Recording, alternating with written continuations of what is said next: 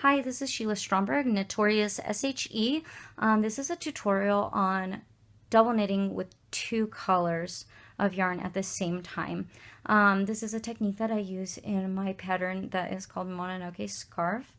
And I didn't really find any tutorials online that I could send people to that really showed everything that I think that you need to understand to get started doing two color double knitting. So hopefully you guys find this video helpful for more than just this one pattern. So I learned how to do two color double knitting out of this book, Mastering Color Knitting. It's by Melissa Leapman. I found it at a thrift store for like $2, and it's a pretty good book, man. I would pay like real money for this, not thrift store money. It was like really good.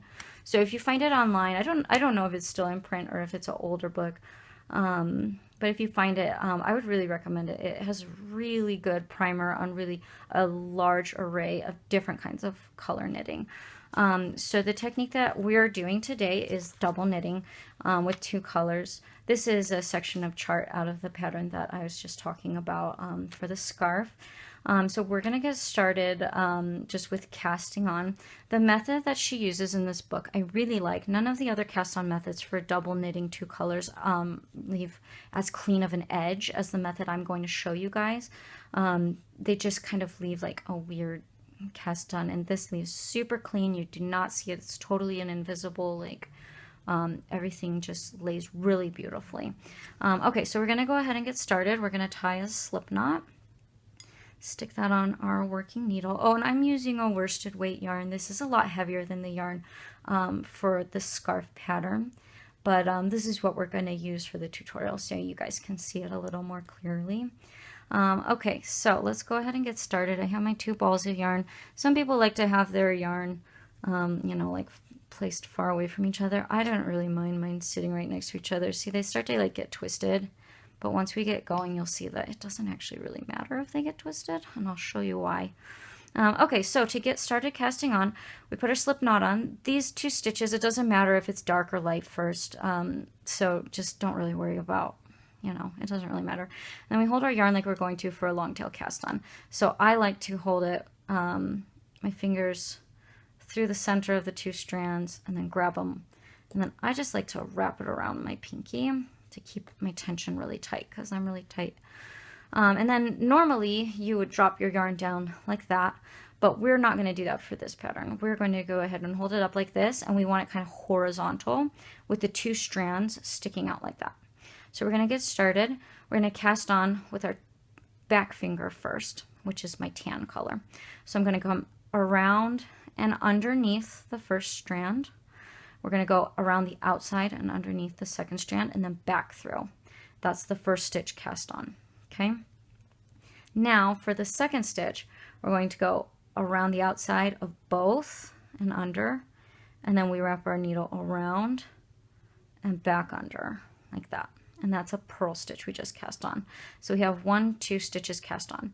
When you're casting on for double knitting, whatever the length of your chart is for two color knitting, you're going to cast on double that amount of stitches because we're having 1 stitch for the front fabric, 1 stitch for the back fabric. So what I'm going to be doing today is just this tiny little square on here, and so you can see it's 7 stitches wide. So I need to cast on 14 stitches, which is 7 stitches of the dark brown, 7 stitches of the tan.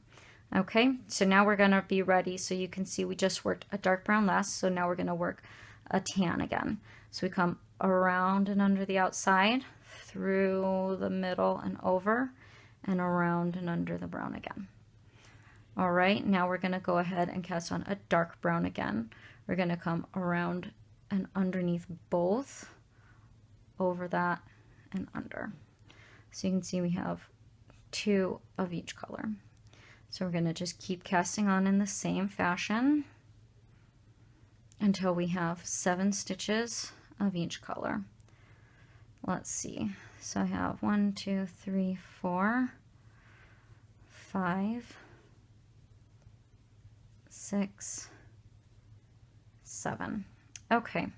So now we are ready to get started with our first row. So the first row on this pattern is just all the same color on the same side knit. So we're going to go ahead and turn our work. So you can see the last stitch kind of gets unlocked. So I like to just take the ball. This is only happens after the cast on row. You don't have to do this every time. I just wrap the second color around the first. And then when you hold your yarn at the back of the work, that'll kind of just like lock it in nicely so that you can actually get started knitting in there. Oops. And there we go. So you can see that kind of is going to hold it down because we're going to need to knit brown into brown on this first row. Most patterns that use color knitting with double knitting, it starts with a row that's just like that, where it's all the same color. So you can see that we have on our work, we're going to have 2 layers of fabric, and they're essentially going to be like sandwiched like this. So right now I have the brown side facing. Brown is the main color on the side facing me. Tan is the main color on the other side. All the knits on the tan side are going to be together. All of the knits on the dark brown side are going to be together. So when I say the front and the back, or that's what I'm referring to, there are going to be 2 separate layers of fabric that we're knitting. So there's a few different methods for color knitting. So some people, let's see, like to hold their yarn in two hands. So I'm going to go ahead and show you that. So you'll have one continental, one English is how some people like to do it. So the first stitch is dark brown, so we knit dark brown into it. Like I said, this is all going to be the same color on this. We're not getting into any color working right now. We're just keeping dark brown together, tan together. So the first stitch was dark brown. When we work a knit stitch, we want both strands of yarn in the back. Oops, I've split the yarn a little bit. Let me fix that. So both of my strands of yarn are in the back. We knit that stitch. Okay, so now we're ready to work a purl stitch. So when we work a purl, if I leave one of my hands with the yarn in the back, you're going to have all these ugly little ladders across your yarn, and it looks terrible. So you have to bring both strands of yarn to the front, put the needle in, yarn over, through. Same thing with when we're ready to knit on the next one. Both strands have to be in the back. Knit. Both strands come to the front. Purl. If you do not move both yarns, you will need to start over because it'll look like a mess and it will not be, oops, see, I almost just did it. So I'm talking. It'll be a mess and it won't look good. So you have to make sure that you do them all just right. And I'll show you guys when we get a little further in how to fix it. If you do make that mistake, you don't have to take everything out after the first row. You can fix it. Okay, so do you see how kind of tedious this method is? Switch them both to the front, switch them both to the back, switch them both to, like, oh, it's so annoying. So I started doing it this way and I hated it. So I'm going to show you on the second row a different way to do it, a better way. So on the last one, do you remember when we cast on, we said that this is not going to count for our stitch count. We just take it off and we slide it off. And then you can go ahead and just take that, and I just tie it into like a little slip knot like that. And then we can fix it and weave it all in later. You can leave it just hanging if you want, if you're lazy like me. That's what I would usually do, but I'm doing a video, so I have to do the right way. But if you leave it hanging, it's fine too. Okay, so what I'm going to show you now is how to do this continental with both strands on my left hand. If you're not left-handed, don't worry about it. I'm right-handed naturally, and this, you get used to it really, really fast and easily. So just go with it, and it'll feel clunky at first, but you'll get used to it. So when I like to knit continental, I wrap my yarn around my finger and then to the back, and then I hold it over my finger like that to feed the yarn. So you can see, sorry, let me grab this. You can see now that I have both strands together. Oh, and really quick, let me show you.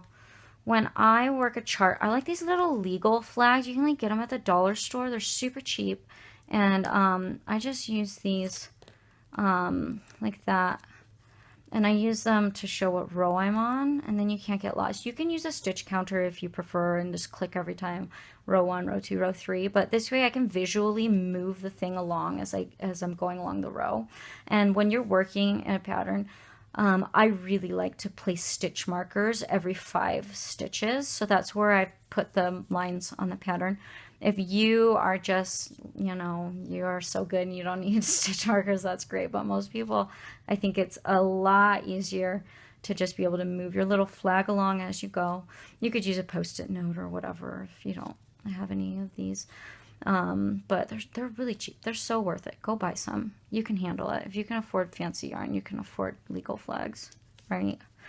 Okay, so when we're doing something, so this pattern is symmetrical, so it doesn't really matter which side I start on because it's the exact same. If you're doing a regular pattern like this where it's different, you have to note, so okay, now I'm coming from this direction. So what's a little confusing about double knitting with 2 colors is that the main color, the background essentially, is going to switch every other row you do. Oh my gosh, it takes forever to get used to it, but this pattern uses something like 14,000 stitches. So by the time you get to the end of this scarf, you're going to be a frickin' master. So just go with it. So now when we switch, I know that, so on this side that we worked, brown was the main color. And look at that beautiful, beautiful, even little cast on. So nice. So on this side, brown was the main color we worked. Now we're switching and it's going to be tan. So I'm going to remember that all of the even rows are tan as the background and all of the odd rows are dark brown as the background. Once you get your pattern established, it'll be a lot easier to be able to tell it. Just be very aware when you get started. Okay, so we're starting from this side. So we're going to, you can see we have 2 stitches that are the background color, 3 stitches that are the contrast color, 2 stitches that are the background color. So if you're holding your yarn the way that I'm doing it, you'll go, so your yarn is together. You don't have to switch one strand, both strands, front, back. It's so annoying. So this way it's so much better because they are always together and you don't have to worry about accidentally making a mistake. So go ahead and go in the first needle. So when you go to knit, you're going to just stick your yarn. So you can see mine are twisted. It doesn't really matter. I tried to like keep them separated and not twisted for like the first half of the pattern. And then I found out like it doesn't even seem to matter and it's not visible at all in the end. So don't worry about it if your strands are twisted. Just go ahead and pick up a strand to knit and don't pick up both. We only want the main color on this one, the background color. So we're going to knit 1. So every time you start a new row, you're going to have to lock the sides together. If you don't lock the sides together, your fabric is just going to be like 2 separate flaps, and we want to lock them together, so they're not doing that. So now I've brought both strands to the front, so you can see why it's so much easier. You don't have to worry about missing one to bring to the front and the back. So when we go into the second stitch, instead of just purling it, I'm going to make sure that it twists around. So you can see if I just purled it like that, it's not twisted around tan. I'm going to bring it to the front and then purl it, and it's twisted around, and then it's going to lock it a lot better.